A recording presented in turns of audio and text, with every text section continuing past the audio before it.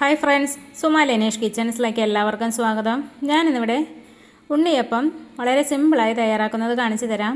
അതിനായി കുതിർത്ത പച്ചരിയിലേക്ക് 2 ചെറുപഴവും കുറച്ച് നല്ല ജീരകവും ഏലക്കായയും ശർക്കര പാനിയും ഒഴിച്ച് മിക്സിയുടെ ജാറിൽ ഒന്ന് അടിച്ച് ഒരു പാത്രത്തിൽ ഒഴിച്ച് വയ്ക്കാം.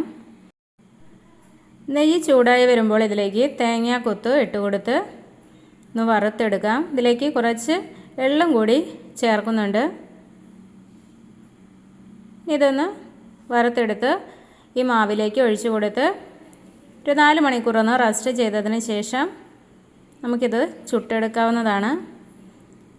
വീഡിയോ ആദ്യമായിട്ടാണ് കാണുന്നവരെങ്കിലൊന്ന് സബ്സ്ക്രൈബ് ചെയ്യാനും മറക്കരുത്. ഇഷ്ടപ്പെട്ടാലൊന്ന് ലൈക്ക് ചെയ്യാനും മറക്കരുത്. വളരെ സോഫ്റ്റായ ഉണ്ണിയപ്പമാണ്. അപ്പോൾ നമ്മുടെ ഉണ്ണിയപ്പം മറിച്ചിട്ട് കൊടുക്കാം. വളരെ സിമ്പിളായി തയ്യാറാക്കിയെടുക്കാൻ പറ്റുന്ന വളരെ ടേസ്റ്റായ ഉണ്ണിയപ്പമാണ്. എല്ലാവരും ഒന്ന് ട്രൈ ചെയ്ത് നോക്കുക. ഇഷ്ടപ്പെട്ടാലൊന്ന് ലൈക്ക് ചെയ്യാനും മറക്കരുത്. ഇനി ഇതുപോലെയുള്ള അടിപൊളി വീഡിയോ കാണും വരേക്കും ബൈ.